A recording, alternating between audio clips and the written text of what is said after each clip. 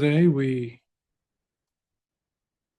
make a detour from exploring the long discourses, the Digha Nikaya, to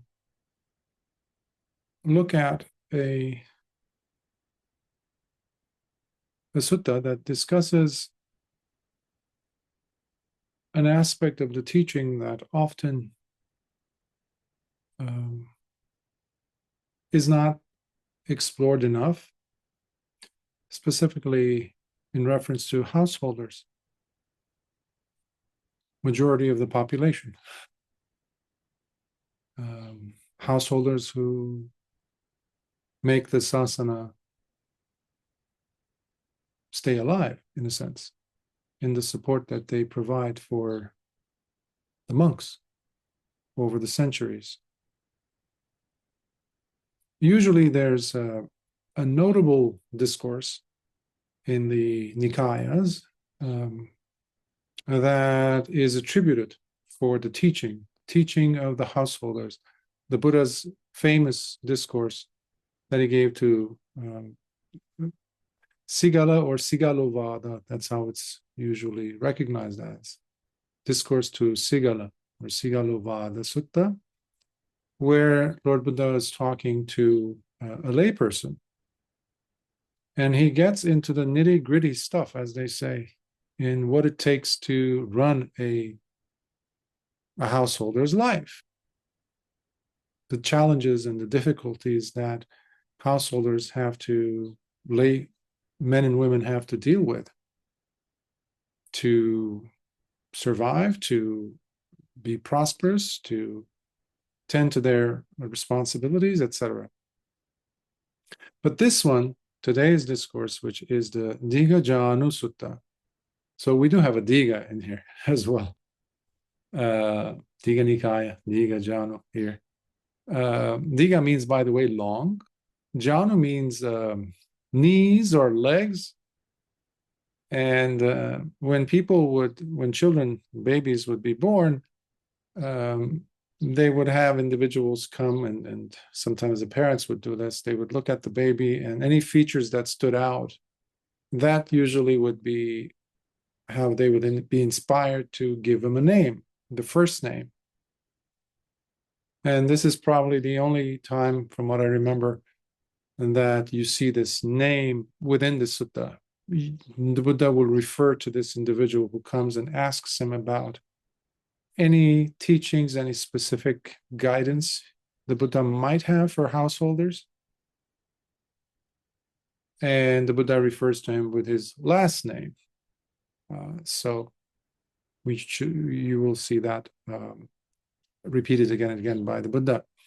So this sutta from the Anguttara Nikaya, from the Book of the Eights, sutta number 54, the Dīghajāṇu Sutta is, even though in English I translate it as to Dīghajāṇu or discourse to Dīghajāṇu, but it's more apt if it would be called the Buddha's advice to householders.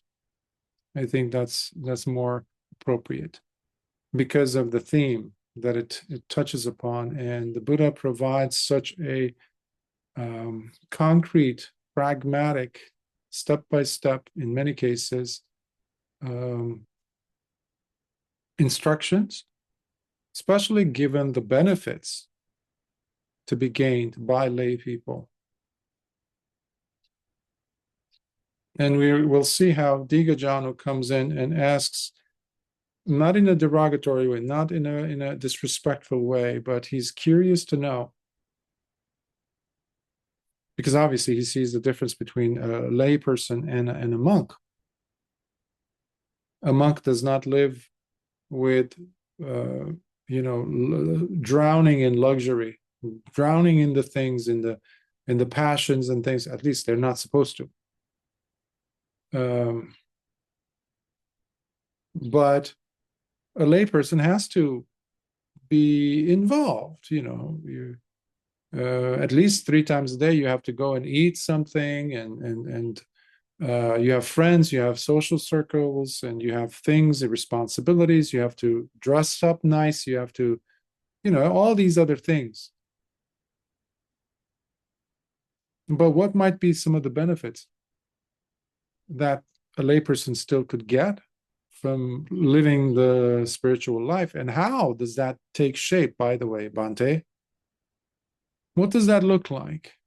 Does that mean I have to go into a kuti, into seclusion, into some type of a solitary practice in the woods, in the mountains, in the cave, in order for me to bring the spiritual element into my life?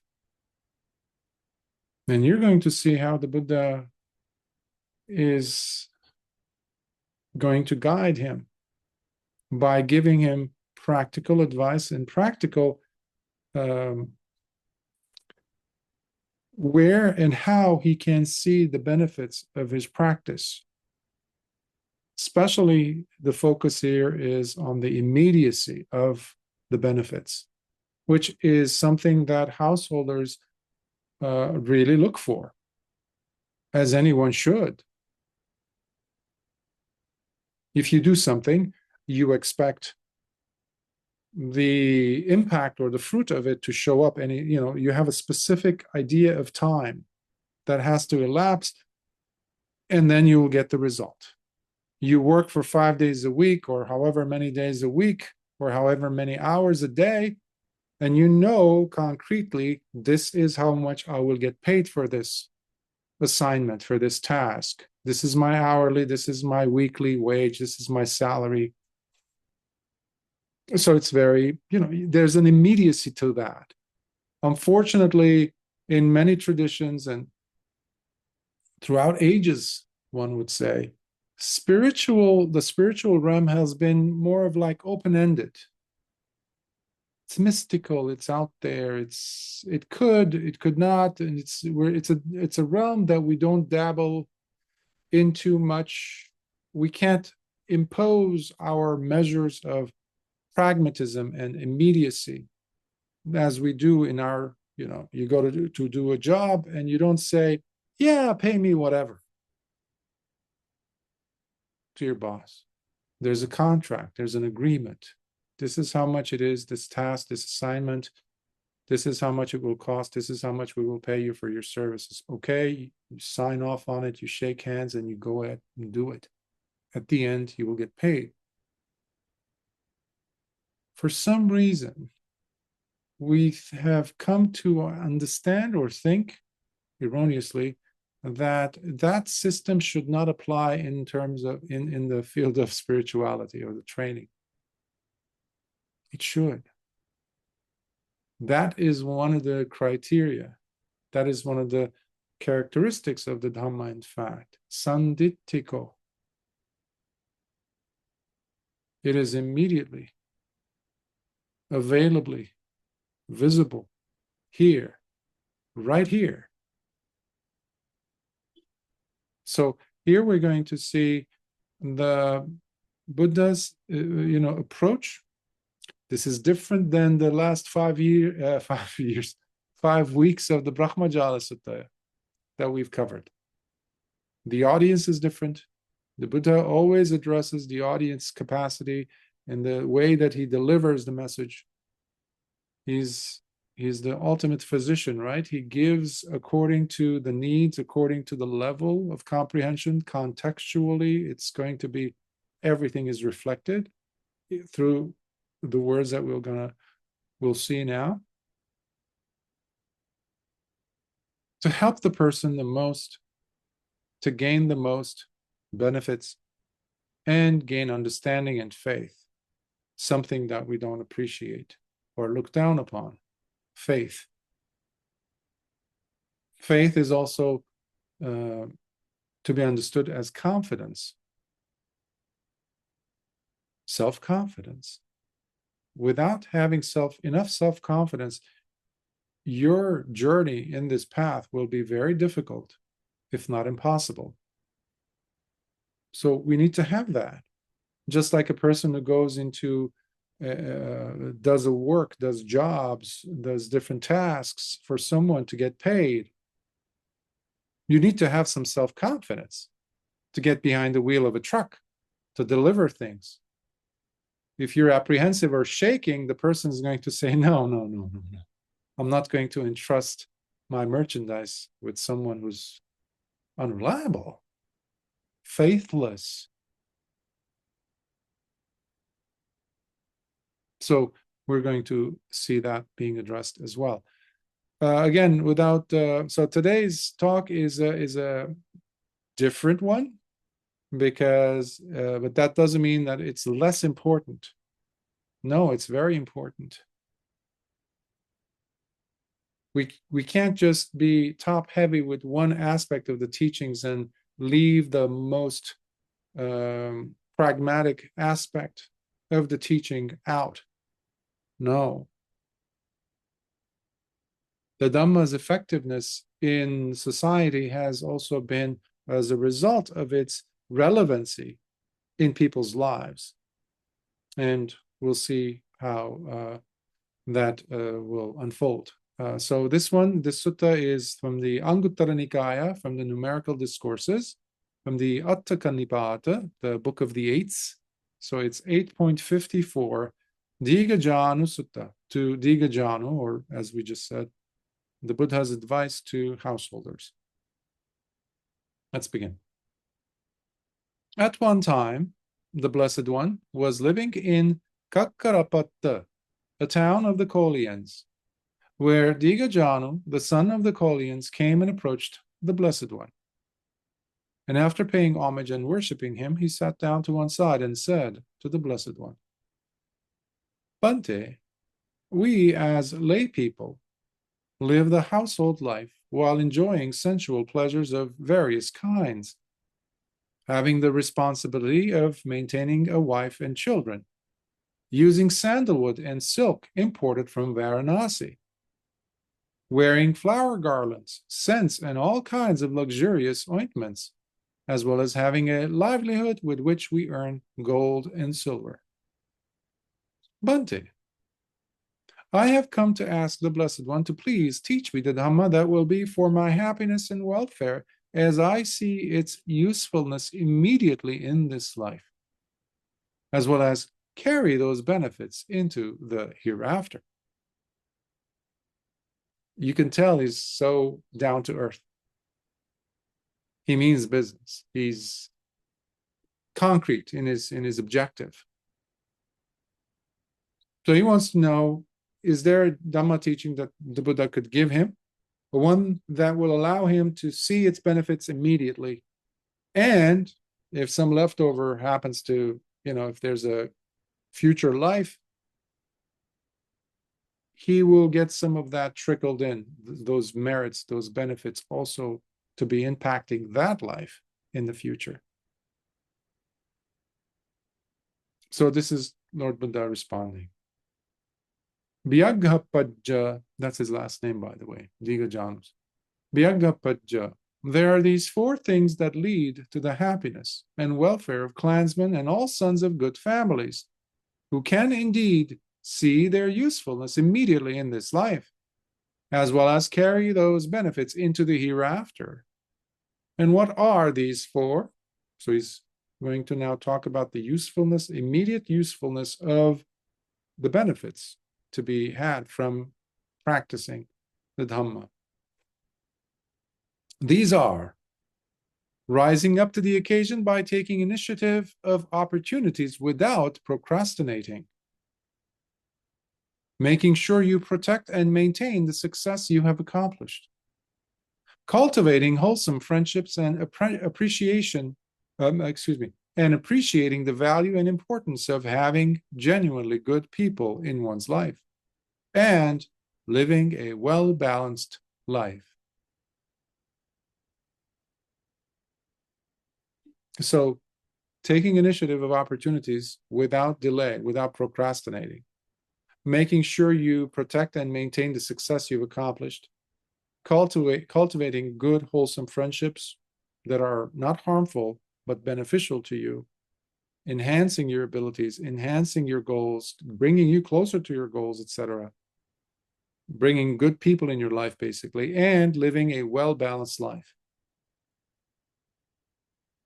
that's like the ideal topics that any, you know, any writer these days, any lecturer,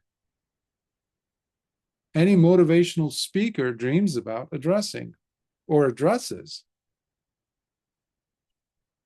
So you won't have anybody especially concerned about their well-being or their families or their company's well-being shunning these principles, these 4 principles. Everyone will be nodding and saying, yes, yes, I agree. So they are as relevant today as they were 26 centuries ago. And now that's the instruction in brief, but Lord Buddha teaches the Dhamma also in detail. And this is where we get into that here. And what Bhikkhu is meant by rising up to the occasion, by taking initiative of opportunities without procrastinating. Here, Bhikkhu, whatever trade or business with which the clansman makes a living, whether in farming, trading, cattle rearing, serving in the military, or having an important position at the king's court, or any other type of skill, he always seeks to sharpen his abilities and not become stale or lazy with the skill sets he has mastered, or the position he has already reached in life.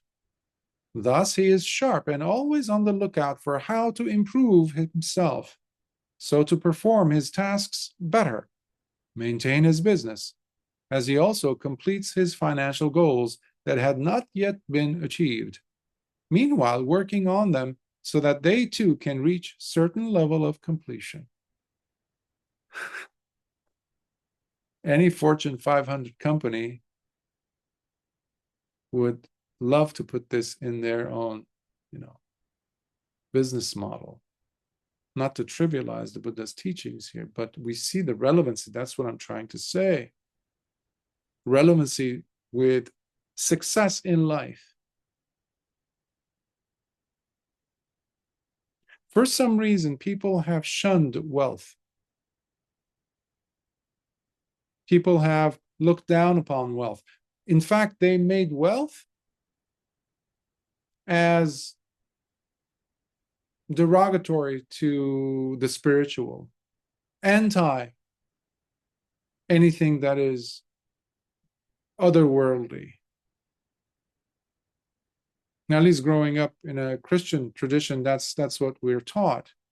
And in having traveled around the world, you see this. But the Buddha's, and he himself, actually, when he left the court, being the crown prince, he left it under the understanding, with the concept, and in fact, belief of that time, that in order for him to attain freedom from suffering, he had to completely relinquish everything, especially financial, especially anything that would give him that sense of security and safety, materially speaking. So the more torture he imposed upon himself, the closer he was going to get in his mind. That, he discovered after almost 7 years, was quite unhealthy and wrong. And that's why he saw that there is a middle path. And that's called the Majjhima Pada. What is the Noble Eightfold Path? Another name for the Noble Eightfold Path is the middle path. He or she who practices the middle path, in essence, they're practicing the Noble Eightfold Path. That doesn't mean that you need to relinquish your goals. Again, this is in reference. We always have to check to whom is the Buddha addressing? Whose question is he answering? A layperson. So if a bhikkhu had been the one who's questioning, Lord Buddha would scold him, because he's talking about business and things. There's not going to be such a case. A bhikkhu is not going to say, oh, I would like, I love sandalwood from Varanasi, silk from Varanasi. No. You're in the wrong trade, buddy. there's something wrong here. So, but he's talking to a layperson. But the advice that he's giving is so valid. Even a monk could benefit from it. Attaining of one's goals is extremely important. That's why we wear robes. There's a goal there in mind. But he's saying, do not relinquish working on sharpening your skills. A person might develop a certain level of meditation, and they're stuck because they see themselves as, yes, I have attained this level, others haven't, so I'm good. I wrote a book, and it's a success, and it's making me a lot of money, it's putting my name out there, so I've made it. I'm good. Time for me to write the second book, a third book, etc. That's not the goal. You have to sharpen your skill. For a layperson is to be the best at what you're doing. There's always competition, of course.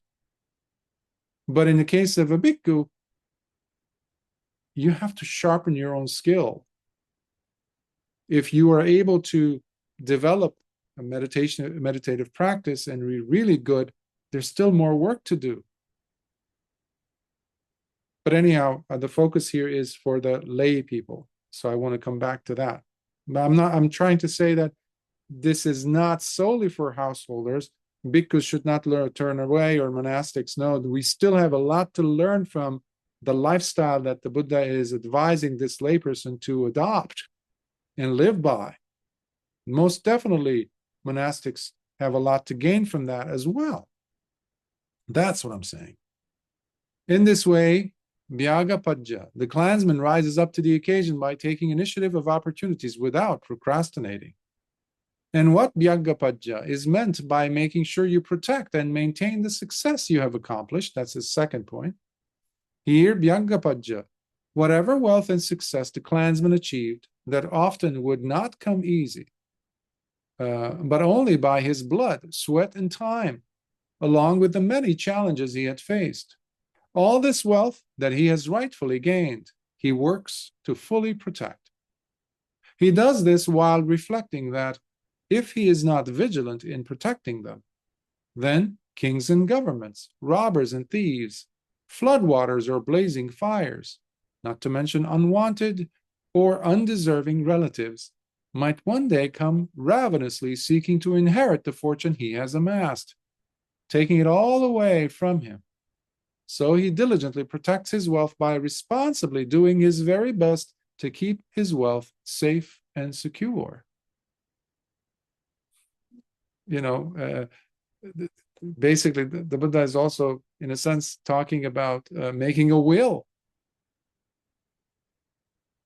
A will. You know, I was talking to someone recently, and he was concerned that he doesn't have a will yet, a householder, and discussing his difficulties in life and asking for some guidance.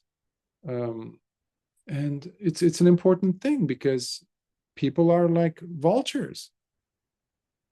If not the people that you know, those people that you don't know will come out of the nooks and crannies of life, and whether it's the government or some unknown relative will show up, or the tax man will show up and say, oh, you owe this much.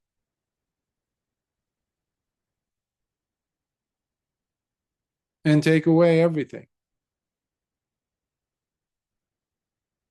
In this way, Dīghajāṇu, make sure you protect and maintain the success you have accomplished. I pause because I remember a story that my grandmother used to tell me about my grandfather, who apparently was, when he died, they were the richest, I guess, people in that community. But after his death, people start knocking on their door, and my dad was very young. very, very young. I think he was about 7 when he died, when my grandfather died. And all these people came asking for their debts to be repaid. Apparently, he had owed them. And meanwhile, he was a very generous man, so he had been giving money also, but she didn't know, she didn't check anyone's claim. So whatever they came asking for, she ended up giving, except for a single gold watch, pocket gold watch that he had made sure, my grandfather, telling my grandmother, please don't get rid of this. This is my son's. So this was my dad's. So she gave everything away, and except for that golden watch, which she said, nobody's touching this. So she handed that to my dad, but everything else was gone. So now she had to work, a woman who had not worked for anyone else. She was a housewife. So now she had to be a servant lady, a house cleaner for other people to make a living. So there was no will, there was no protection. So that's not a good scenario to have. So Lord Buddha is saying, make sure that whatever you're working hard for, to earn, to have this prosperity, don't be irresponsibly throwing it over there when it could be beneficial to you and others. Because people will come and take away, steal away what you've worked hard for. Sound advice. In this way, Bhyagapaja, make sure you protect and maintain the success you have accomplished. And what Bhyagapaja is meant by cultivating wholesome friendships and appreciating the value and importance of having genuinely good people in one's life. Here, Bhyagapaja, in whatever village or town the clansman may live, there he connects with other householders or their sons, whether those younger or older than him, because he would be looking at their level of maturity in character and development in virtue, no matter their age. And thus he establishes healthy relationships with those endowed with genuine faith, kindness, and benevolence, along with integrity, discipline, while possessing wisdom and a genuine curiosity to seek understanding of things.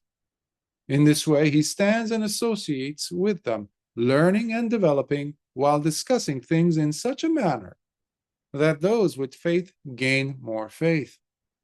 Meanwhile, he himself finds his faith more strengthened through his association with them, along with his development in virtue and in gaining of true wisdom. So far, this is the longest section, right? You see how much importance the Buddha is granting this part of one's life. Who we associate with is extremely important. By the way, it doesn't make a difference between a layperson and a monk at all. The company we keep says so much about us. It says so much about where we are coming from, where we are, and where definitely we're headed to. Because the people we associate with have everything to do with the time that we are wasting or making use of. So it can go one of those two ways. It can't be both. And the people that we associate with, friends, colleagues, etc., make or break our life. Now, these friends might be actual friends, or they might be digital, meaning today's age, right? They could be the things that you engage in, spend most of your time doing or interacting with, things like that. But essentially, in this case, it's actual people, of course. In the suttas, we come across how Lord Buddha says, as to the greatest beneficial things in life, he says it's the company to be able to know not to associate with the foolish is already a great source of blessings.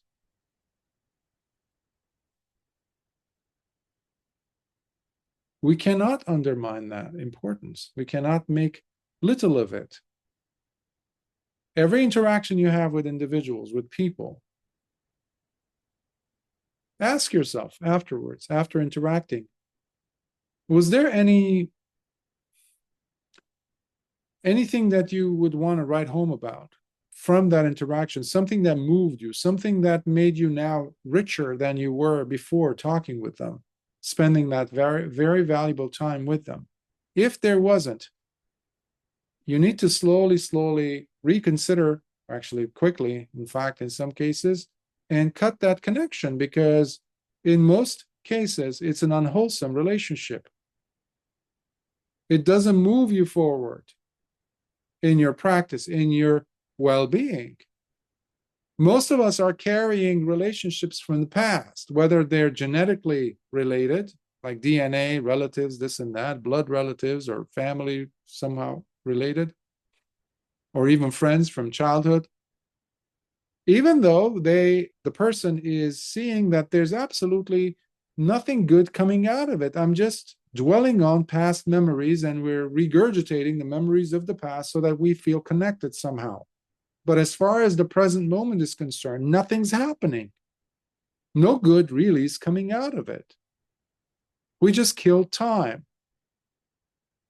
Or sometimes individuals who just come to take your time, to ask for your advice, and then end up doing whatever they wanted in the first place to begin with. And what happened to you? You wasted your time, your valuable energy, your valuable experience, by the way, which you shared, your knowledge, gone down the drain. But who's responsible? Is it that person? No. They never came and stole your time and energy and knowledge from you at gunpoint. You gave it away. So this tells us about our self-respect, self-dignity, self-esteem, self-appreciation. Do I want to spend my life like that? No. So it has to bring you good. The other thing that the Buddha is saying here is, despite the age, there's a sutta that Venerable Mahakachana is asked point blank by this elder Brahmin who comes and says, I see that I've heard that you don't respect elder Brahmins, but now I see that that's a fact because you didn't rise up from your seat to give me your seat. And I'm the elder. So already he's set, the tone of abuse. And Venerable Mahakachana says, the Blessed One has made it very clear as to who is an actual elder and who is a juvenile person. It has nothing to do with the biological age, he says. It has to do with the person, despite the age, still gratifying oneself by pursuing sensual pleasures, stimulations. Are you still gullible to run after those things versus someone who sees through them, knows that that is not the whole story of life, is wise, basically? And who you hang out with tell me a lot of things. Those are the ones, he says, that are the wise elders we consider, despite the age factor. Whereas the person might be 80, 90, even over 100 years old and still be very much in the mire, very much in the mud of sensuality. Running after, craving. So where's the elder part in that? Is it just the age? Absolute nonsense. So this is a person who sees the value of knowledge, understanding, even in a person who's younger than them or older, it doesn't matter. So they don't go by pretense. They don't go by what is apparent, what is observable, what the Putujana can see with their eyes. In this way, Bhyagapaja, he cultivates wholesome friendships while appreciating the value and importance of having genuinely good people in his life.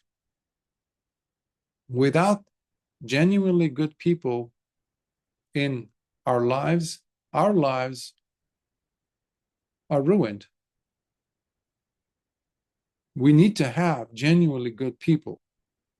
And if you live somewhere where there are no people, or there are no good people, I won't say make them up, but here are the suttas. So many noble disciples to inspire us. The Buddha says this in the Book of the Ones, where he lists the foremost bhikkhus, bhikkhunis, lay men, lay women, practitioners, the foremost in this, the foremost in that. So you have many, many, many characters, many individuals who have lived before you with such a wealth of experience and beauty and dignity and integrity and power. So much so that the Buddha listed them as this person is the best in this category. So pick one of them. For example, in the case of bhikkhus, the Buddha says, if anyone wants to be inspired, encouraged by someone, like in the case of a bhikkhu, you need to find a bhikkhu who inspires you. In the case of a layperson, you need to find a layperson who inspires you. Chitta was one. Lord Buddha lists him. Hattaka of Alavi was another. Kujuttara was another for a laywoman. For nuns, it was different. He had different, each person was of a different quality and foremost in meditation, in their understanding of the Dhamma, for example, in their psychic abilities. In the case of generosity, Anathapindika was top in his generosity, in his open-handedness. Nobody matched him. Well, the female version of that was Visakha.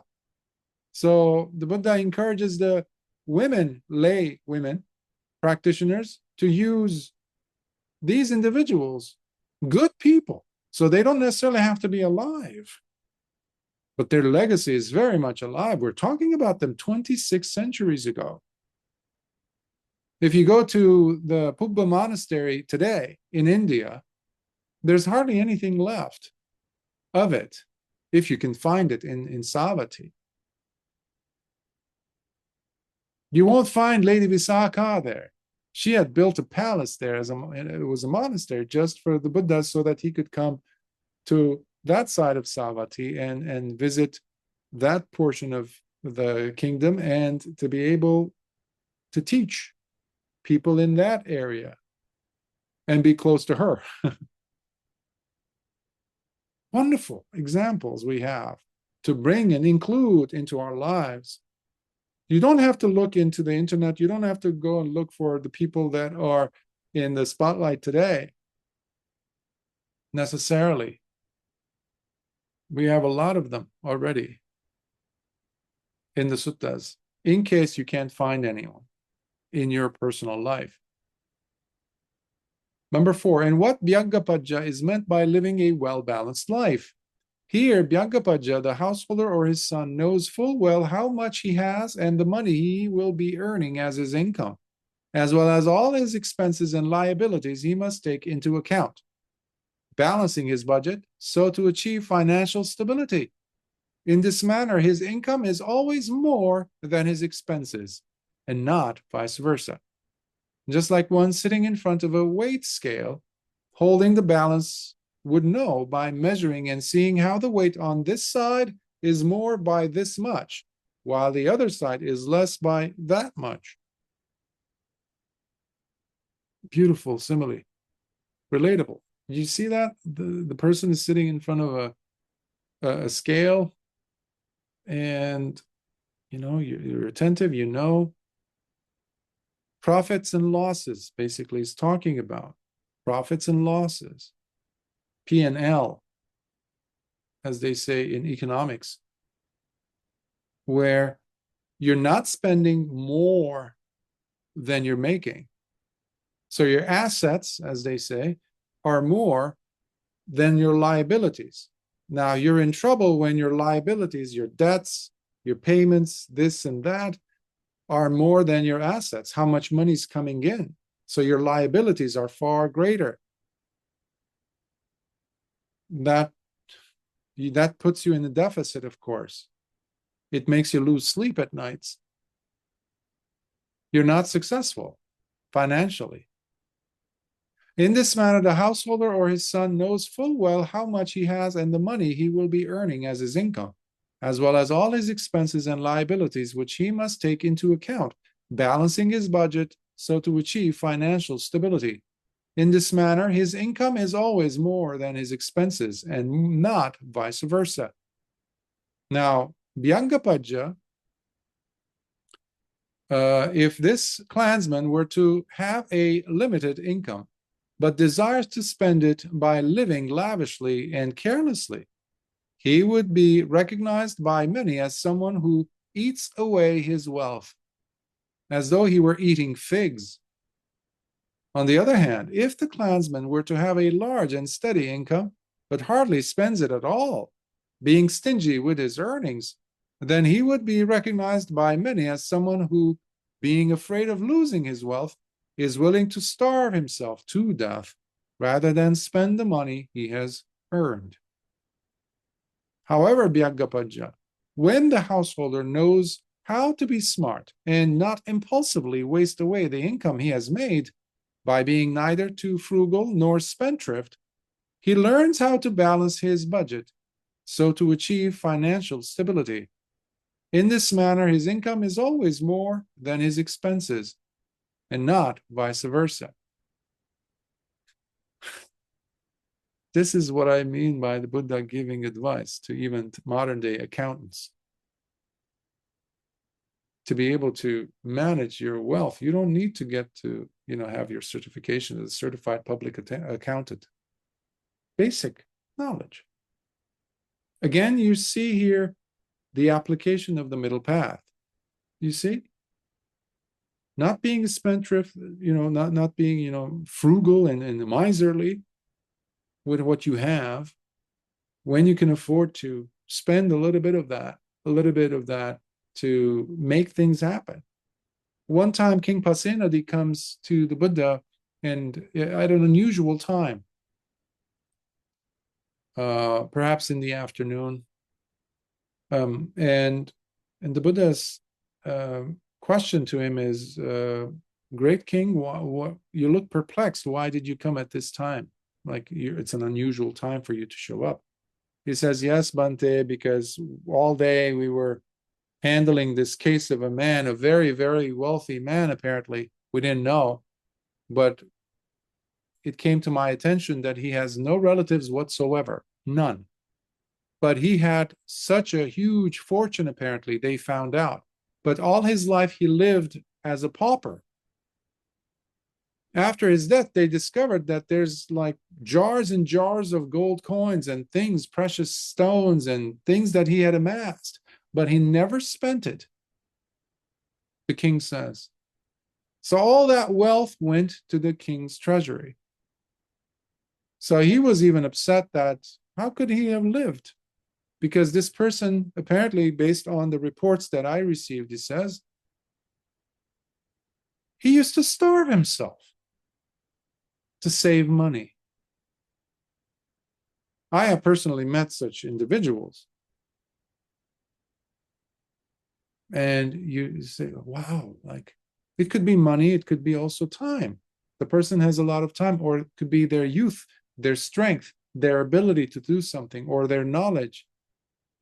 They sit there, they don't talk to anybody. Meanwhile, they're like a walking library, but they never give access to anybody, to that world. Or they have plenty of experience, but they never share. Well, that's a waste, isn't it? This world, this whole world, this existence has given you so many opportunities to learn and this and that, to gain so much. Resources of it was spent on you to raise you, to give you all these opportunities, and you're not sharing them. And then we look at an animal, or we or in the case of hungry ghosts, and we say, oh, how miserable. What would a person must have done to deserve such a existence for thousands of years to be faced like that in misery?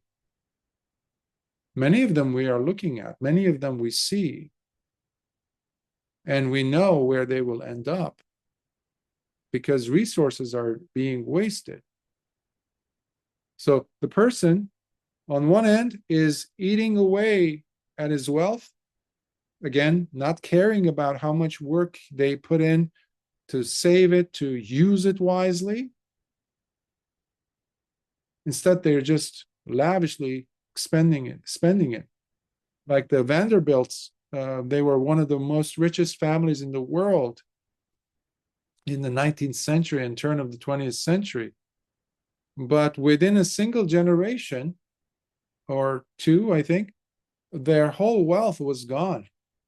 Their mansions, they had huge mansions in the eastern side of eastern coast of the United States, more beautiful, some say, than some of the palaces in Europe they built. Luxurious opulence. But within less than 40 years, all that wealth was gone. They became paupers. After all, Bhyaggapaja, be aware that there are 4 major causes for the loss of one's wealth that has been gained. Being addicted to sex and womanizing, consuming intoxicants and being addicted to mind-altering substances, gambling, and having evil friends in life who lack virtue and maintain close relationships with them. Now, these don't necessarily have to come at 4 different phases. Many people combine them all into one, unfortunately. And they don't, it's a downward spiral. They have bad friends, they engage in gambling, they take drugs, and they're engaged in sexual misbehavior. Imagine Bhyaggapaja, there was a large-sized water reservoir with 4 inlets and 4 outlets. And a man comes and closes the inlets, but keeps the outlets open. So areas where it's funneled in, whatever they're putting in the water, in this case, into the reservoir, and 4, there are the outlets to irrigate the land, let's say. But he closes the inlets, so there's no water coming into the reservoir. Now, when it rains heavily, the reservoir would not be sufficiently filled up, and as a result, there would be barely any water left in it. Instead of an abundance of water within the container, the lid is closed. So you're giving away, the outlets are open wide, but there's no inlet, there's no rainwater being collected.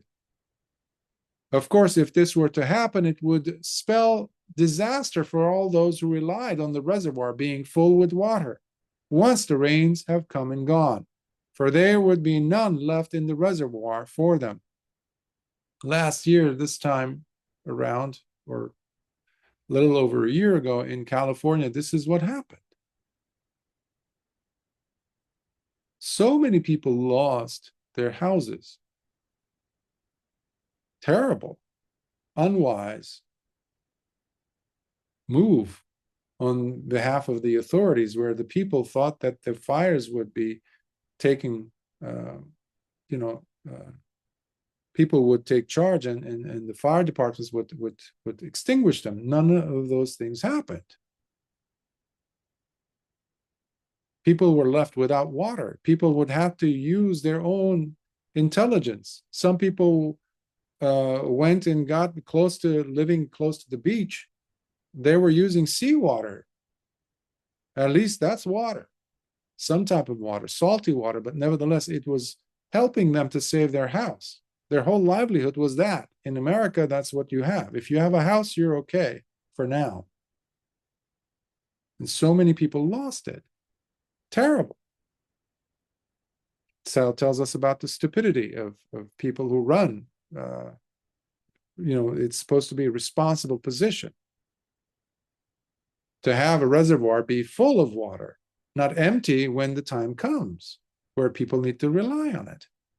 In the same way, Bhyagapaja, these four major causes for the loss of one's wealth that has been gained are like those outlets that have been left open. That is, being addicted to sex and womanizing, consuming intoxicants and being addicted to mind-altering substances, gambling and having evil friends in life who lack virtue and maintaining close relationships with them. Again, the friends. Who do we socialize with is so important. That's the biggest source of leakage that we have for many of us. Where is your time going? What is it being spent on?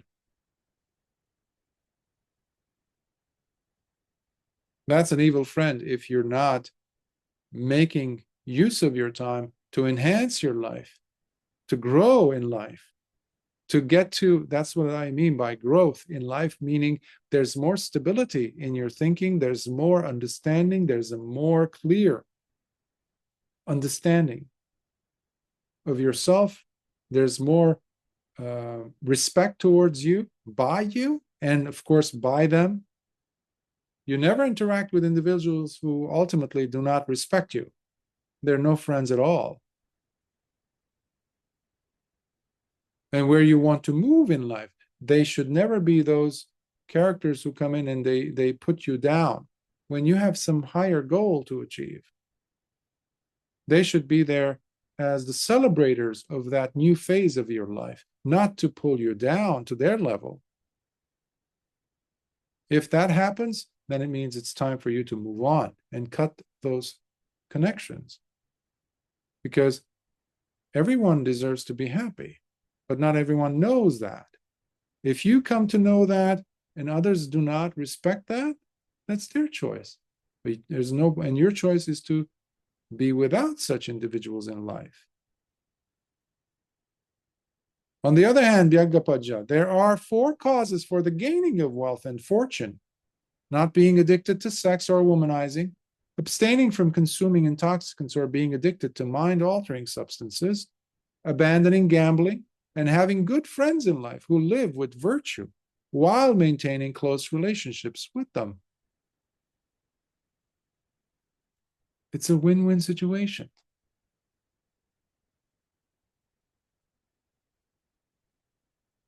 Nobody ever suffered from abandoning gambling. Nobody ever lost.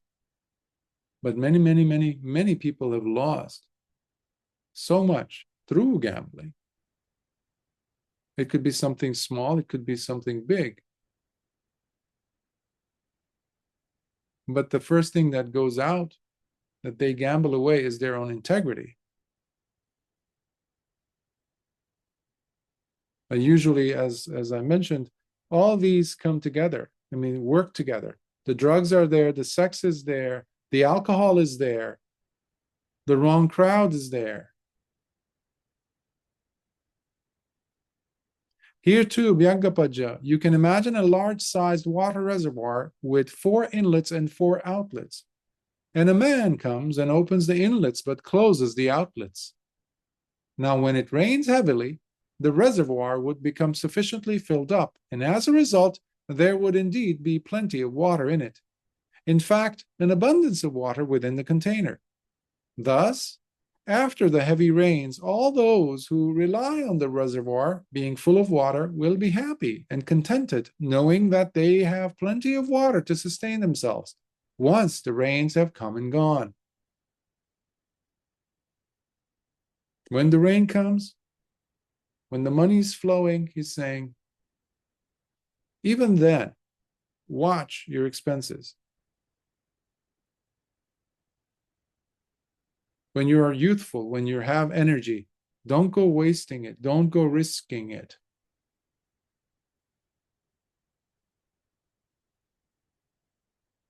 Use it first. Build, build, build, and then when the time comes, go ahead and spend it. In the same way, Bhyagapaja, these 4 causes for the gaining of wealth and fortune are like those inlets that have been left open. That is, not being addicted to sex or womanizing, abstaining from consuming intoxicants or addictions to mind-altering substances, abandoning gambling, and having good friends in life who live with virtue while maintaining close relationships with them.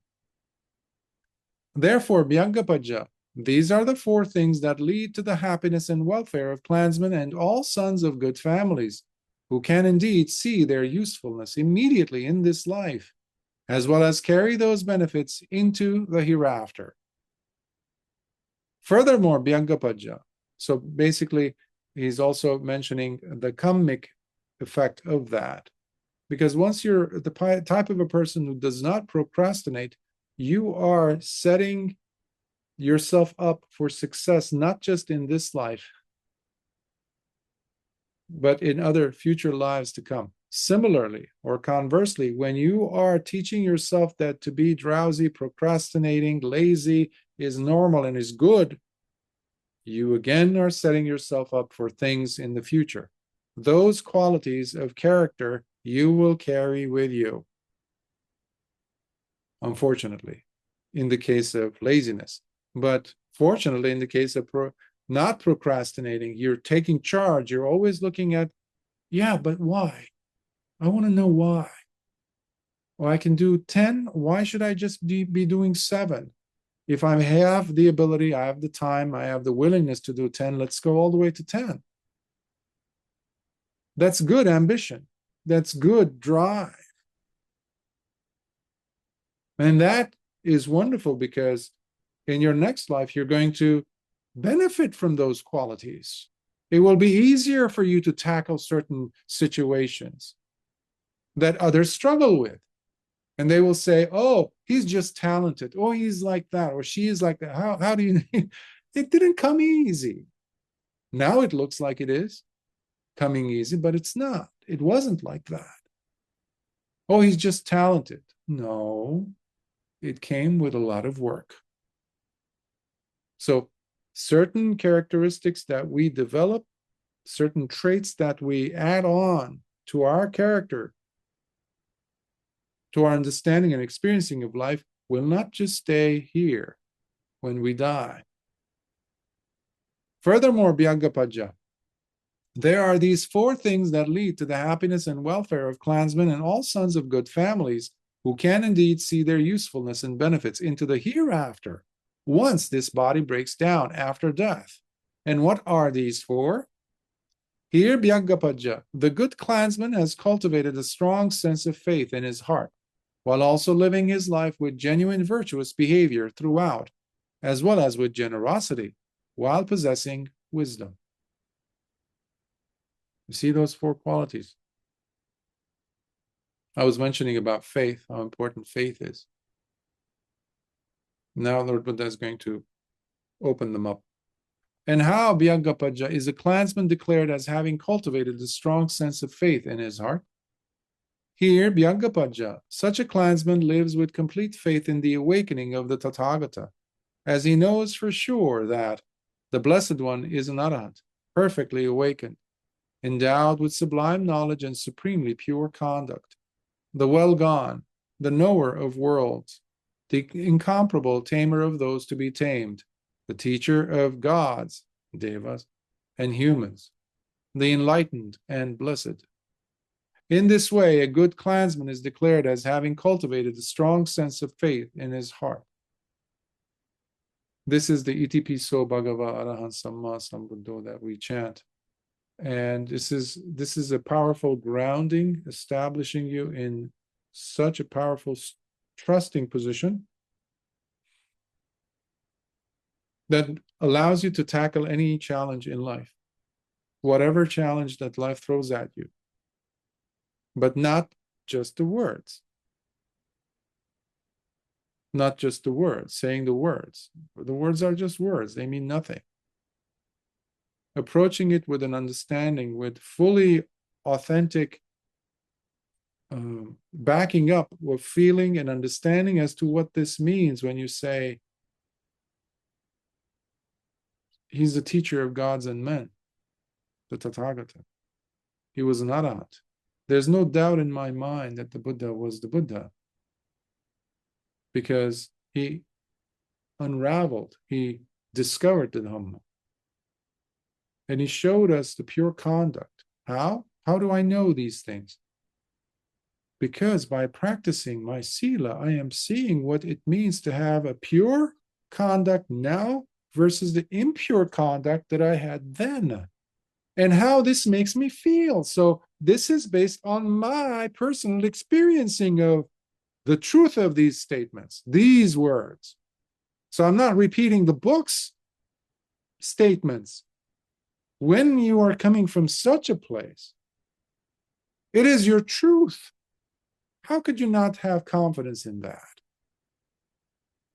It's like someone who's standing with both feet firmly grounded, standing strong with strong knees, strong legs, strong thigh muscles, and looking down and saying, oh, I'm going to fall. It's not going to happen because the strength is solid. You're rooted into the ground of experience, your experience. That's what it means by having strong faith. And you're not saying it to yourself by repeating, hoping that it might actually land and really become true by some miracle. No, that's not it either. In this way, a good clansman is declared as having cultivated a strong sense of faith in his heart. So you must always look at, this is another reason why the teacher insists on the student practicing sila. Not their version of sila, but sila. But even more important, you must see the benefits of your practice of sila. Why? Because last week I mentioned about this thing called purification. Purification does not come from outside, from someone outside of you, an external source, even from the Buddha. No. Reading the suttas will not purify you. Chanting the suttas will not purify you. Bowing down to the Buddha's image will not purify you. But looking at what it is that you're practicing and seeing the difference, this is key. Doing a before and after in your mind. Where was I a year ago when I didn't practice sila compared to now? Where was I when I was not practicing? Emotionally, mentally, was there agitation in my mind? Was there confusion, uncertainties, doubts, etc. in me? Before I started joining these classes, before I started to actually practice, before I tried to bring in more sati into my life. Am I in a better state now versus then? That's a before and after. This is going to bring you to the reality of whatever changes that have happened and are happening in your life. This is true because you know it is true. You're not making any of it up. This is key. You're not convincing yourself of anything. So this is a lot of right brain activity. You might even call it in Western terminology, the subconscious mind seeing what's happening. Because the intellect can keep on saying and chatting and telling you things and repeating things like a mantra. It's not going to register anything. Emotionally, it has to have an impact on you. And reality, you being faced with reality and facts of experience can really change your perspective. That's what happened to Angulimala. That's what happened to Bahya. That's what happened to everyone who switched. They got down on their knees and they said, the Dhamma is beautiful. They took refuge in the Buddha from that position of understanding. And how Bhyaggapaja does a good clansman live his life with genuine virtuous behavior throughout? Here, Bhyaggapaja, a good clansman is virtuous, behaving with high ethical standards while abstaining from harming or killing living beings, abstaining from taking what is not freely given to him. He does not engage in any sexual misbehavior. He abstains from speaking what is false or from telling lies. And he does not consume any kind of intoxicating substances and brewed drinks that are the cause for deluding the mind, as well as making one become negligent. In this way, a good clansman lives his life with genuine virtuous behavior throughout. So you see here the 5 precepts. Not 4, 5. I say 5 because, well, it's Lord Buddha mentioned so many times the 5th precept. The one against intoxicating ourselves with things that delude the mind, irrespective of the details as to what drug did Lord Buddha say you can't. Because people have now, even within Buddhist circles, and been making claims, even meditation so-called teachers, that the Buddha never talked about the 5th precept. It was a later addition. Total nonsense. I cannot count how many suttas just in the Anguttara Nikaya that I have translated, I have worked on, I have narrated, where the Buddha, as this one, from the Anguttara Nikaya, where he's specifically saying intoxicating substances, brewed drinks that delude the mind. People were coming up with different tricks, to make alcohol. Brewed, rice, fermenting rice, sugar, of course, potato. Well, they didn't have potatoes, but onions you can. And then somebody figured out that there is a toddy, I think that was the name of it. And it's made out of half fermented coconut. Interestingly enough, when I went to South India, and I actually saw palm trees where the toddy was being made in a container that's closed with wrappings, banana wrappings, this and that. So while the coconut is still attached, they put this thing on it, cover it up, and they cut it open, I think, and it is still growing, but it's not going to be any normal coconut, but it will turn into type of a brew, which is not completely alcoholic, but it will give you a buzz. I say this because in the second council, it's funny because a group of monks, they came up with 10 propositions. This was 100 years after the Buddha had died. So the 100 years that have passed after the first council, one of the things was because there were a group of monks that were pushing for these 10 things. One of them was we should be able to drink toddy. Why? They had actually made arguments for it. And they were drinking it. And they made a big fuss about, no, we should be able to. Because it's not, hey, excuse me, it's not fully fermented. Yeah, but what does it do? It gives you a buzz. It might not be as strong as Scotch whiskey, for example, or marijuana or heroin, but it is dulling the mind. So it's interesting how 26 centuries later, there's still people making that drink in South India. And you have today modern day Buddhist meditation so-called teachers who are advocating that it should be okay to take psychedelics. It should be okay, in fact. It gives you a good buzz when you have a hit of this drug and then you sit and meditate. It takes you deeper. Type of, this is blasphemy. They don't know what they're doing. The harm they're causing, the evil harm they're causing to themselves, the Buddha calls this, and to others. Because there are people who go and listen to them talk this nonsense. Because they themselves come out and say, well, the Buddha never said these in any of the suttas that I've read. And if you're an authority, and those idiots will come at you, to you, and listen to you, they will not question you. Unfortunately, because then you have a blind leading the blind.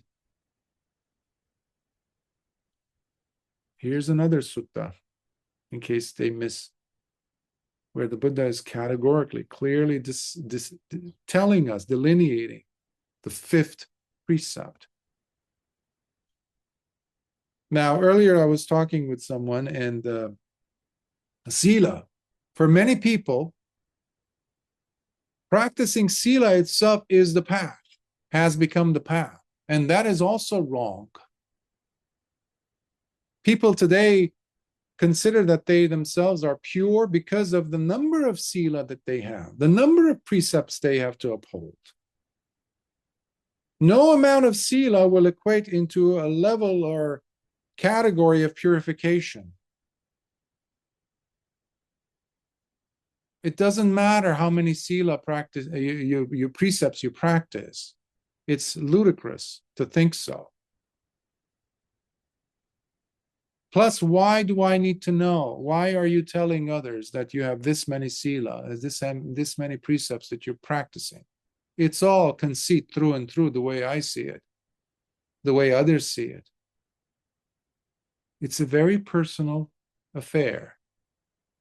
Your purity coming from your virtuous behavior is your business. But it doesn't stop there. It manifests, it causes you to have a purer and purer and purer behavior, to the point where it's unthinkable for you to engage in those behaviors. So the beneficiary, number one, is you. Second is the society around you. Nobody cares of how many precepts you practice. Unfortunately, in some traditions of this main tradition of Theravada, they have convinced themselves that that is it. The path is the sila. No, it's not. You go in some countries in Asia, Southeast Asia, that's it. When Ajahn Mun was asked by a man in the audience when he was visiting, I think, Bangkok, and man said, we've heard that the Venerable says that he doesn't practice the precepts. He basically practices one precept. And what is that? He says, like, we thought that the monks, us bhikkhus, we have 227 rules. We don't say precept in case of monks, by the way, we say rules, Vinaya rules, okay? So he says, did we hear that correctly? Does the Ajahn, does the Venerable, does the Luangpo really practice only one rule? He says, yes. Now, Ajahn Mun is the head that many, many different traditions, Thai forest traditions, claim that he is their forefather. Many of them have nothing to do with it, with his tradition, by the way, with him specifically, because they do not live according to his lifestyle, the way he functioned, the way he worked, the way he practiced, really. But on the outside, people love the outside appearances, right? So here was a man who was very much appealing to the outside. 227 rules equals a bhikkhu. And here's Ajahn Mun, the head. In those days, he wasn't yet that famous. And Ajahn Mun says, yes, I practice the one rule, he says, the most important. Everybody gasps. How could he say that? This is blasphemy. He says, I practice the one rule that matters the most, and that is controlling the mind. I'm in control of my mind, he says. Everything goes through it.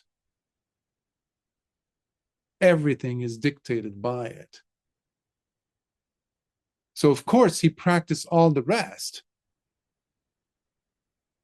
But people are so fascinated with images, like we saw in the Brahmajala Sutta, the first few weeks, especially the first one, where Lord Buddha was talking, distinguishing between the commoner, dense, putujjana, the ordinary person who looks and is fascinated by appearances. Oh, the Buddha does this, the Buddha does that, the Buddha practices this many rules, so we should give him accolades, we should respect him, we should bow to him. He is a monk.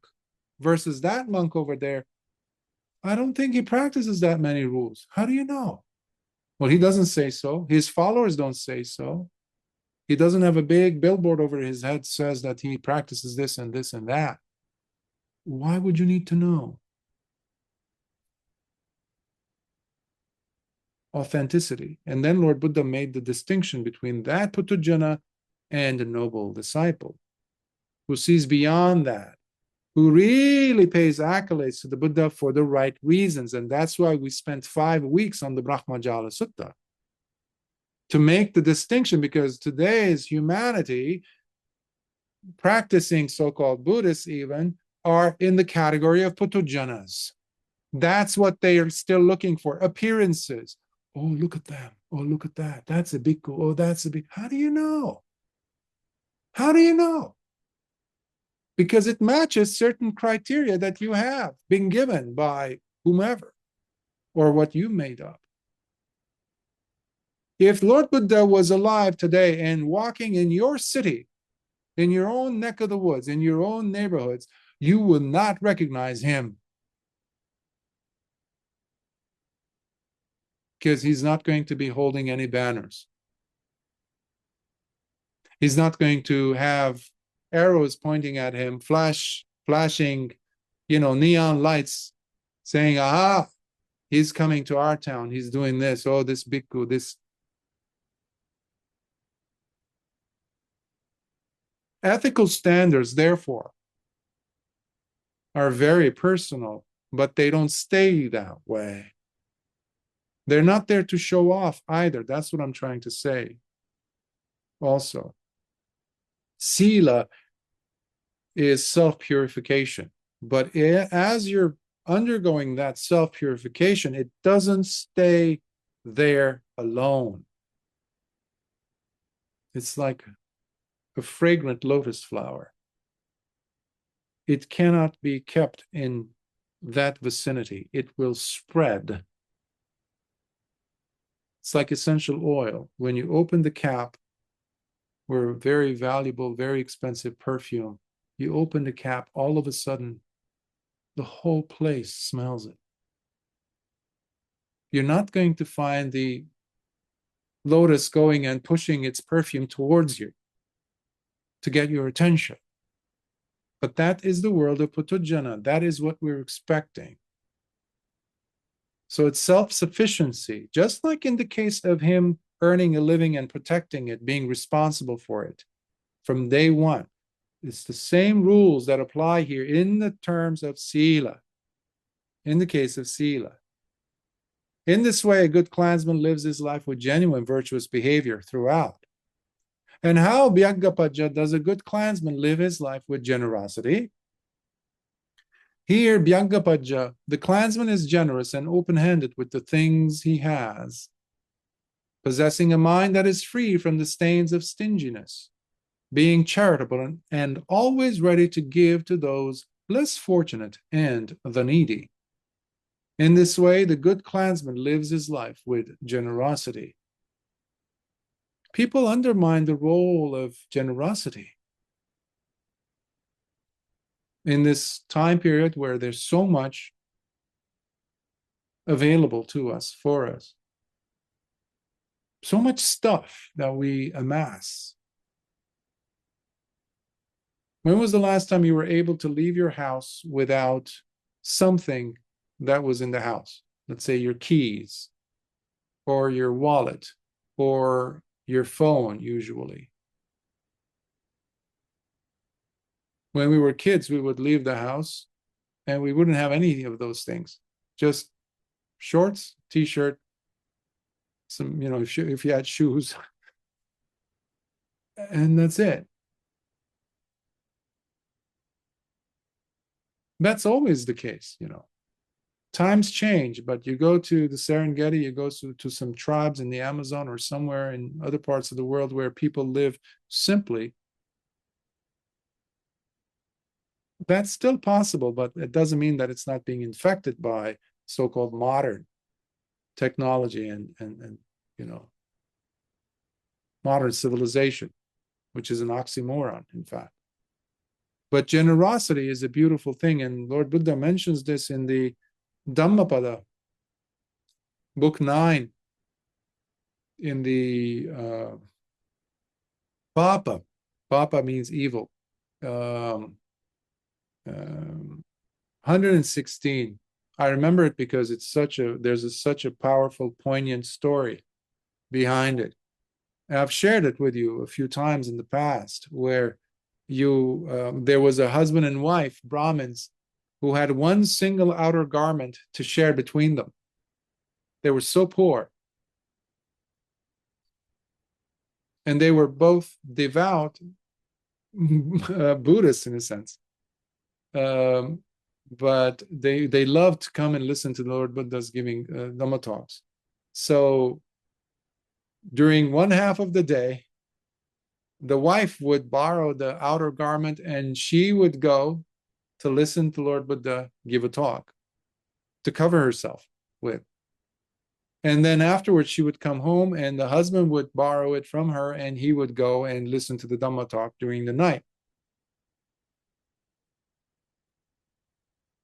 One day, one evening actually, the husband is sitting, so the first watch of the night, he has this desire in him to give the robe, the outer garment, and present it to the Buddha as a gift. Because he didn't have anything else to give. But then he was afraid because, well, that's not, what are we going to do? What am I going to say when I get home to my wife? No. So he stalls. So the second watch of the night shows up, which is post 9 or 10 p.m. The first watch, and the watch of the night is from 6 to 9 or 10. So the second watch, he again has the same desire to be generous. So he has the longing to, I want to offer, I want to give to the Buddha. Yeah, but is that really wise? I have this, no. The third watch of the night, this is now, we're talking past 2 a.m. It's so intense in him, so his body is suffused with energy. Probably he's going through the first jhana. He says, I can't anymore. So he takes off his robe, his outer garment, folds it beautifully and brings it quietly and places it in front of the Buddha's feet. And he says, I won. I have won. And he's so happy. Meanwhile, who's sitting in the crowd? King Pasenadi with his own retinue. Apparently, it was one of those nights where the Buddha's giving a talk and the king said, no, let them close the city gates. I'm staying here. And so now the king is interested. He tells his people, what's the deal with this poor person? Go and find out. What did he win? What is he crying about? What is he screaming about? I won happily. They come back and they say, oh Lord, he's a very poor person. That's all he had. He says, really? So he tells his men to give him robes, real nice. So they give him robes. He takes the robes. He hands it again to Lord Buddha. The king sees this and he says, give him some more. So whatever robes they give him, he hands it over. And each time it's getting more and more fancier robes that he's getting. So finally, the king is giving him about 30 robes at this point, and two velvety robes he sends from the court. He keeps one, he offers the other one as a parasol to cover up Lord Buddha where he's sitting. So he offers that as well, along with all the other robes. But the king is so impressed with him that he makes him his chief treasurer. Now, the bhikkhus asked Lord Buddha about, what's the significance?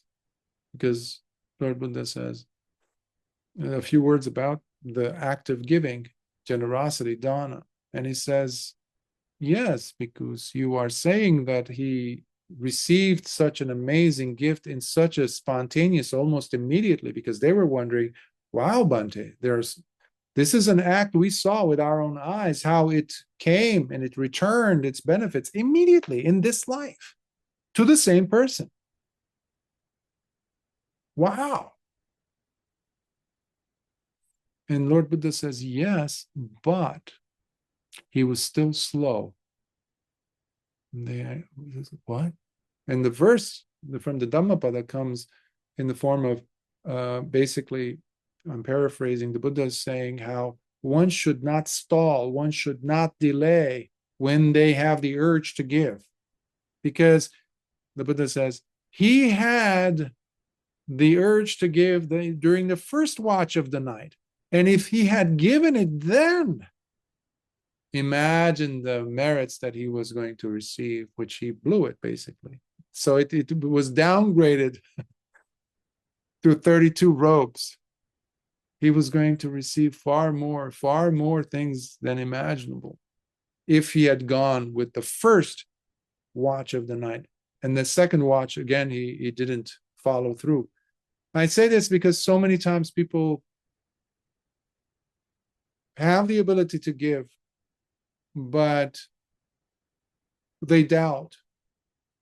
There's, the left brain kicks in. Well, I have this to pay, I have that to do, I have this to do, I have that. Well, and when you start calculating, already you're in the third, fourth, fifth watch of the night. There's too much calculation going on. The purity is getting less and less and less and less. It's a matter of calculating then. And that depletes it from this true spirit of generosity. The Buddha mentions generosity, something, by the way, which today, despite the fact that what I was saying earlier about our time in this world, here in humanity's history, we are the most affluent we've ever been, it seems, in documented history, as far as the possessions we have and the things we have access to or even own. Even that person in the Serengeti has a cell phone these days. The Bedouin in the Sahara somewhere has a cell phone. We have things, we have stuff. But there's different ways that we can provide and open up. But especially things that this is how you know. The attachment, where is the attachment? Where is the attachment? I was very much attached to my paintings once. I used to paint. They were my collection over the years, decades. And one day I decided I have to give them away. And I knew people who said, oh, I love that painting. Oh, I love that painting. They're gone. I don't even know where most of them are. But it was such a relief to give them away. And that's a relief that the Buddha, the Siddhartha Gautama, felt. It's a wonderful relief. A technical, well, not technical, but a pragmatic way of doing this and tasting this yourself would be checking your cupboard, checking your closet, and look for clothing that you have not worn for a year. Whatever you have not worn for a year, you will not wear again. Chances are. Give them away, despite the emotional connections to them. Plus, whether you know it or not, tiny little buggers are eating at them. Erosion is happening. They're withering away, they're wasting away as we speak. And plus, how long are you going to keep them? Until you die? Give them away. It might be a blessing for someone who does not have it or who longs for it. Even in the case of the one I mentioned today, the layperson who was a noble disciple of the third category, was a non-returner, Chitta. He had 4 wives.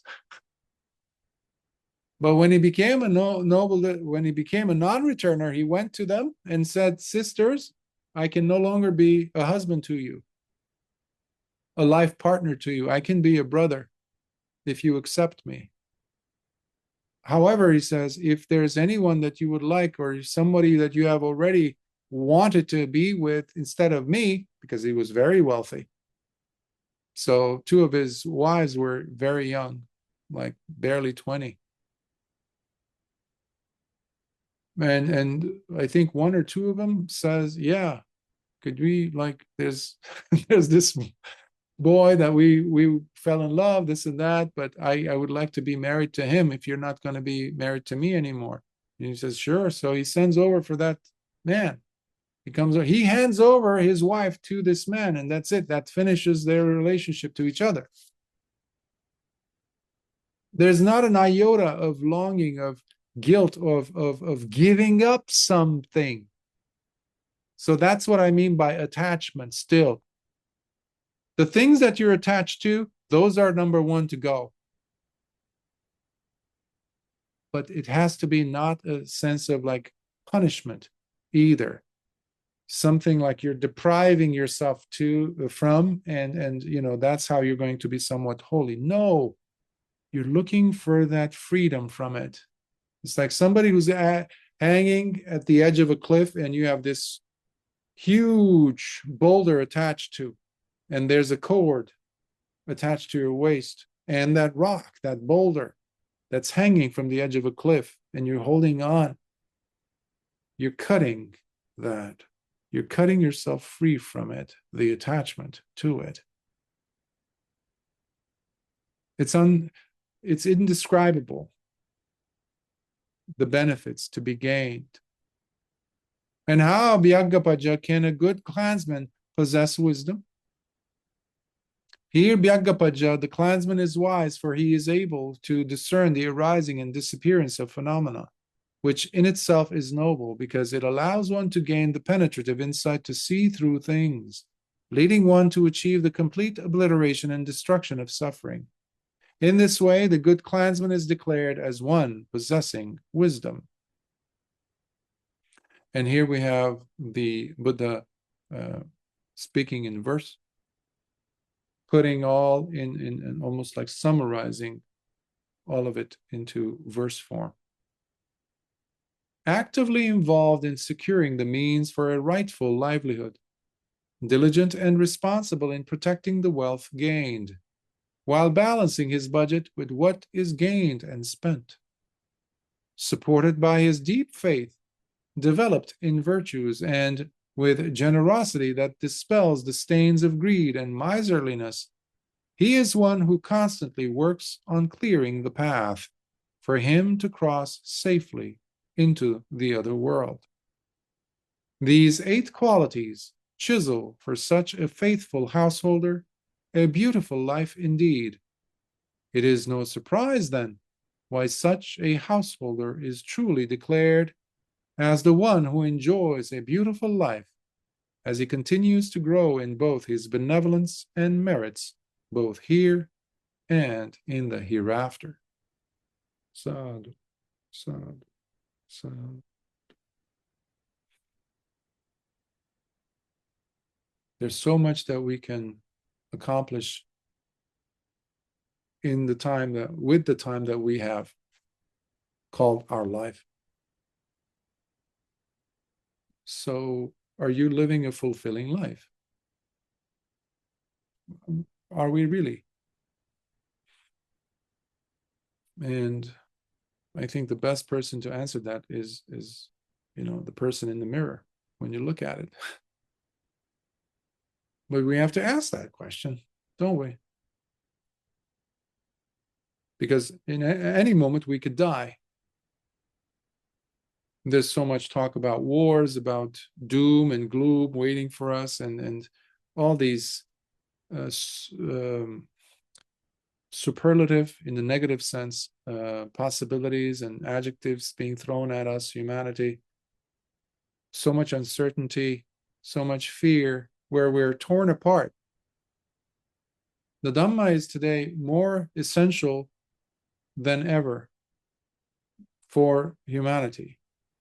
There's so much that's exposed about life, the deceptiveness of life, and the things that we've been told, most of which is coming out to be nothing but lies. You discover this as you're growing into maturity. All the things that we were told as the goal, summum bonum of life, like the 5 sense pleasures, seeking gratification in these, gaining as much of life and, sucking the juice out of every moment type of a thing. And then what? And then what? Have you ever had a knee injury? Have you ever had a toothache? Or a backache? It puts things in perspective. But we don't necessarily have to be surrounded by agony to find value in the Dhamma either. We can benefit from the Dhamma by practicing it while we are also healthy. It enhances the quality of life, starting from the inside, starting from the mind that is much more at ease. Because already you are fighting. You're born into this world fighting. You don't even know it. On one hand, you have the 6 sense doors pulling on you constantly. Your eyes, your ears, your nose, your tongue, your body, and your mind especially. Even when you're putting yourself to sleep at night, you're harassed constantly. Memories that take the shape of dreams now. You wake up, oops, there they are, waiting for you. Okay, chop, chop, let's continue yesterday's worries, yesterday's concerns, yesterday's nightmares, the possibilities for tomorrow to become a nightmare. Non-stop noise. So 6 senses are constantly pulling on you. Meanwhile, the body says, I'm hungry. I have to go to the bathroom. I have to do this. I have to do that. Education. This. You have to do this. You have to go to work. You have everywhere. Somebody wants a piece of us. And I'm not talking about the lies, the deceptions. Like being told that life is, what life is all about is having this, having that, having this, having that, having that. And then keeping it. And then death comes. And nobody's around to come and console you, to try to tell you. They send you off alone, Nobody jumps in with the dead guy. You're going to go alone. Well, wait a minute. I listened to all your tales, fairy tales about life, but I'm leaving with empty hands, sad, anguished. What was this all about? So now more than ever, we need the Dhamma to really make sense of why I'm here. What should I be doing with this body, with this life, with this time that I have? How am I entertaining myself in my mind? What is my entertainment? What is my engagement? Is it serenity? Is it quietude? Is it contentment? Or is this constantly going to be the story of agitation? Is that the norm? Unfortunately, that is what we are led to live as, encouraged to continue living as, in agitation, constant agitation. But it doesn't have to be anymore. That's called maturity. And that's what we see here, the Buddha encouraging Dīghajāṇu to use his householder's life to still make the most of life supported by Dhamma and benefit greatly as a householder, gaining everything that the Dhamma can provide. And most importantly, to make use of this life. So in that sense, I think we are truly rich. because there's so much available of Dhamma today for us. All you have to do is include it in some part of your day as much as you can.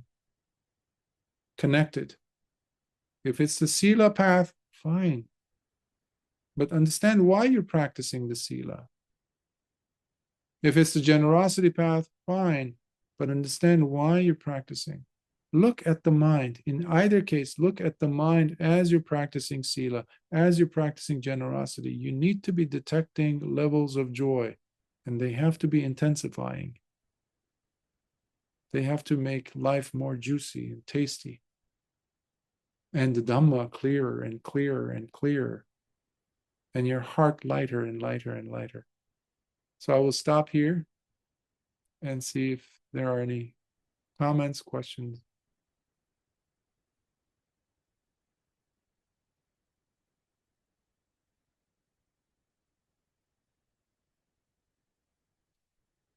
None? Okay. Let us then. Sorry, Bhante. Oh, Maybe yes. I Go was ahead. just asking a really quick one about the generosity, Mm, because sometimes generosity is not so straightforward. And you were talking about the analyzing, don't sort of put off being generous, thinking and pondering and analyzing. mm, But also sometimes it isn't straightforward when you're being generous, trying to think, what impact does this action have? Is it a positive thing? Yeah. mm.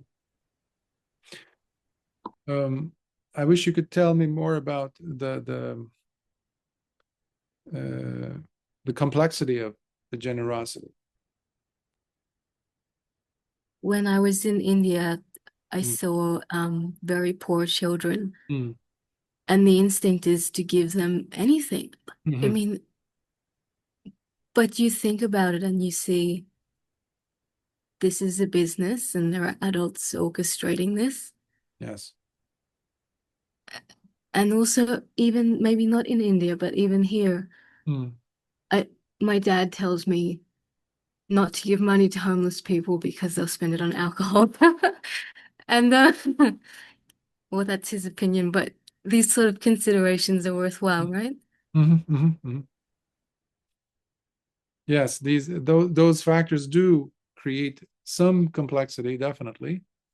I remember when I was in India, I had that dilemma, and then I spoke to some locals and individuals who would encounter that, and they told me an aspect of that situation that I had totally not known about, and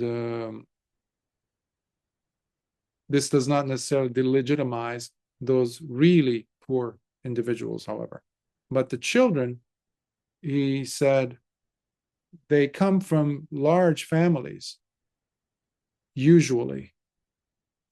And because I said, well, this is during the week, so this is not like a holiday. So why are these kids not at school?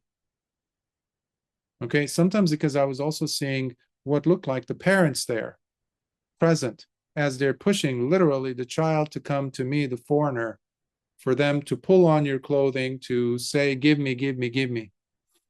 Sometimes you also had the parents also show up.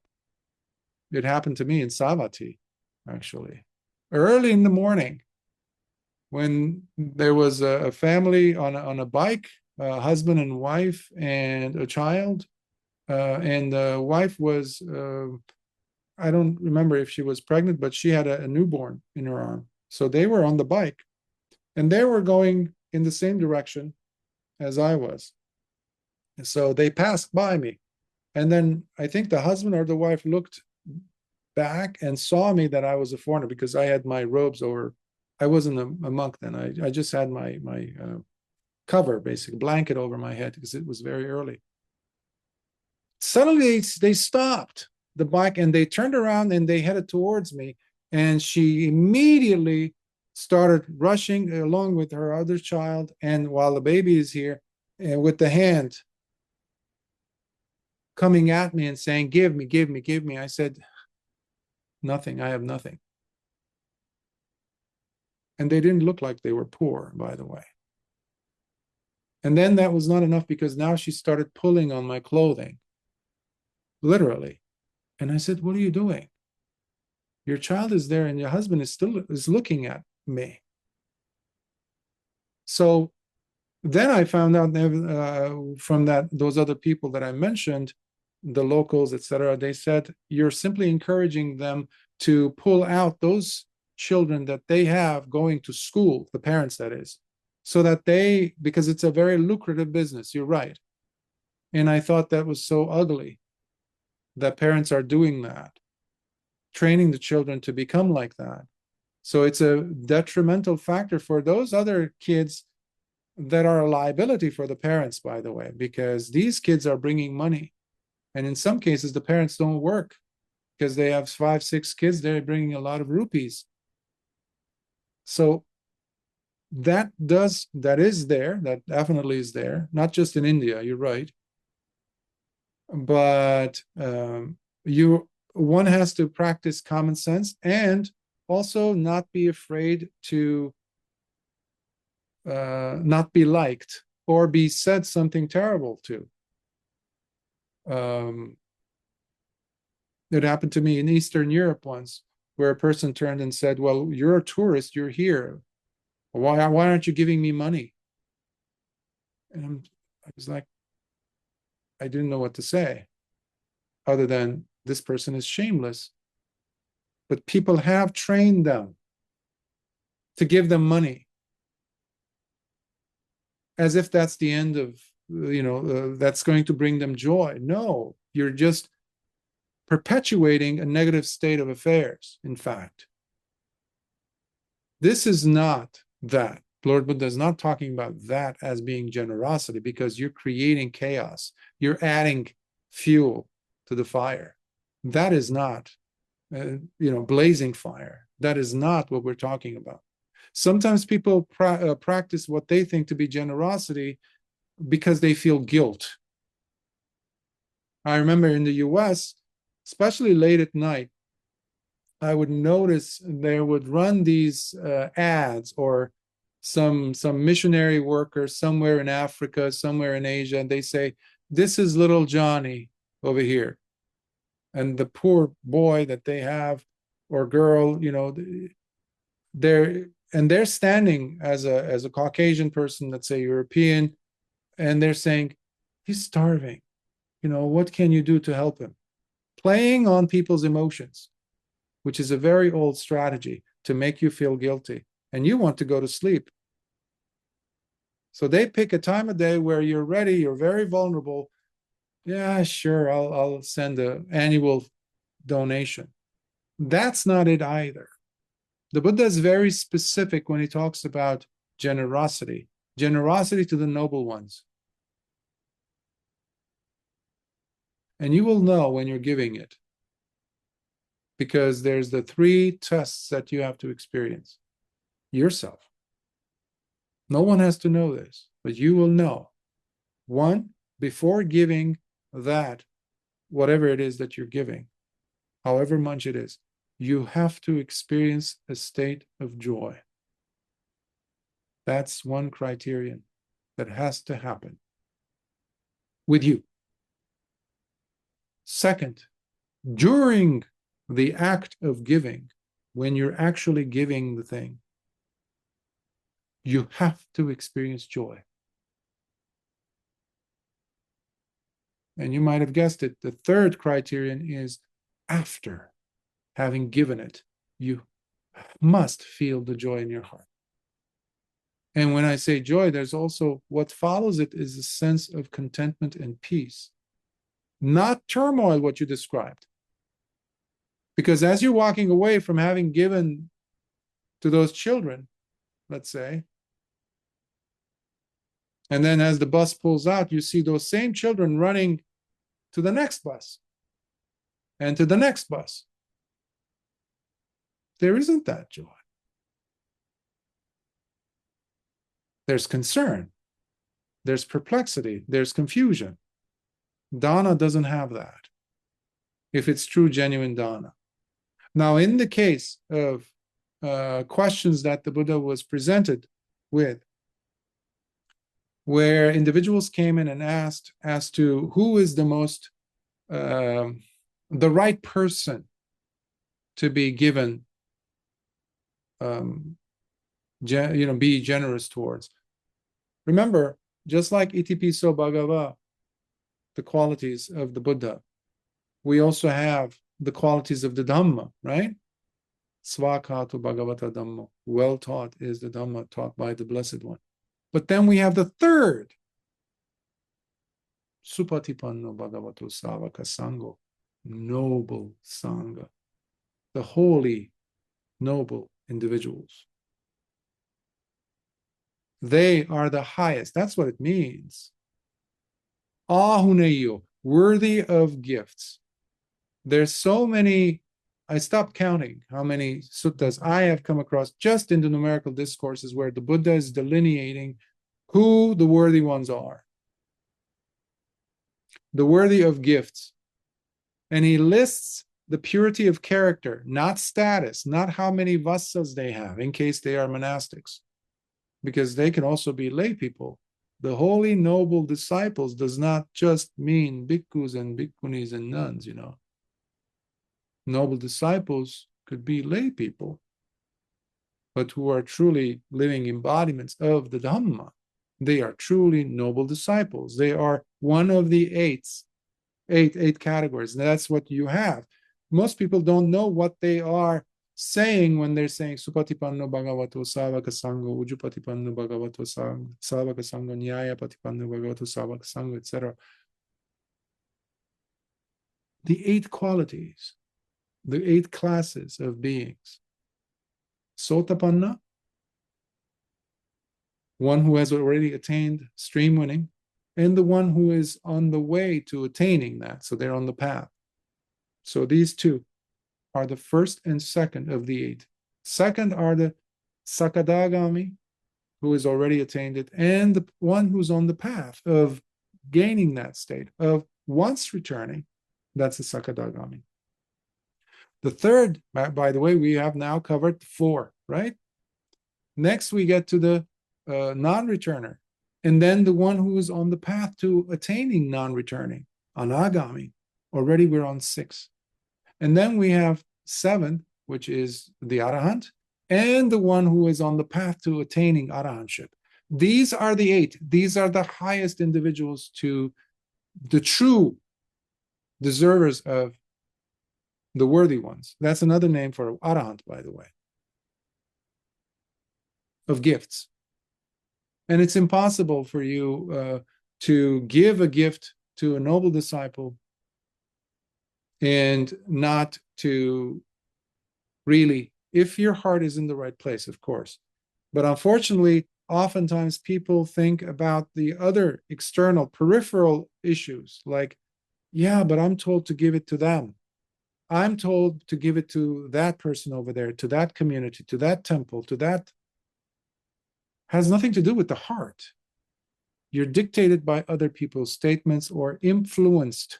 So I know I'm giving you a 360 because this is a big issue. I faced this in Asia, and I saw how much people are misusing, misrepresenting, misinterpreting the teachings of the Buddha for their own gain.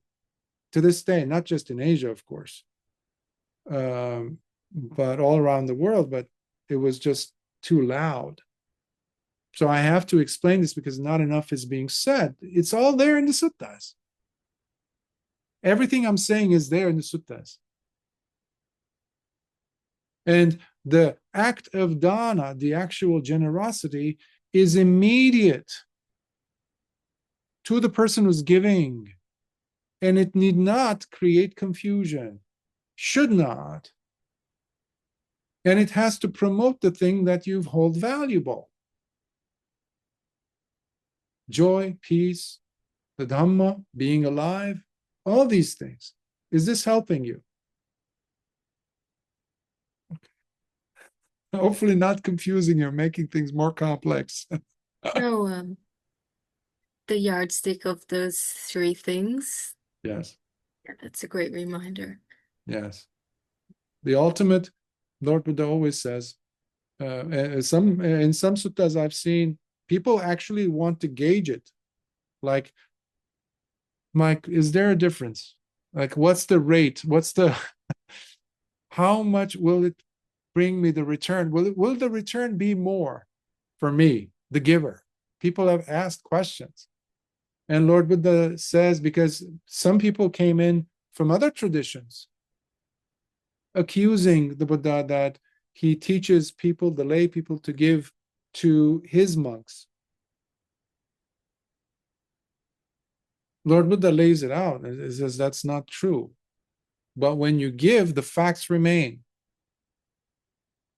When I was apprenticing goldsmith at the age of 10, 11, 12, actually starting from 12, I'm sorry, 12, 13, 14, and 15, whenever you use a file, like when you're filing away gold or sawing a piece of gold, the dust that comes down, if it is gold that you are cutting, sawing, or filing off, will be gold dust, not copper, not tin, not lead. It will be gold. It's impossible for you to plant a mango seed and get grapes from it. If it's mango, it's going to give you mango. Same thing. So it will, there's universal laws here. That's why the Buddha, whatever he said, is accurate. It's the 8 noble disciples. He says there's a difference, of course, when you're doing generosity, generous act to a Sotapanna versus an Arahant, versus to a Tathagata, a Buddha, versus to a noble disciple who's on the path to becoming a Sotapanna. In each case, they're incalculable. But there's a difference, even in that incalculability, between a Buddha and a Sotapanna. But the highest, therefore, the recipients are the noble disciples found in this sasana. So that is, no one's going to beat that. So that was a blessing for me to know that, to understand that, because that was also my issue in being, when I was a layman. I was always confused. Am I perpetuating this alcoholic to stay an alcoholic if I give this? Other times I just didn't care. I would just go and buy them something and give them the food. Or sometimes I would just give them the money. I say, I don't care. Go ahead and do it, whatever. I don't want to see. But who was I doing it for? There was a pressure, tension. I wanted release. That's not the criterion. That's that person who just wants to give the credit card. Okay, go away, change the channel. I don't want to see that little child's face. That is not done. Nor being so calculating. That is not dana. So is that satisfactory of an answer? Okay. Good question. Any other questions, comments?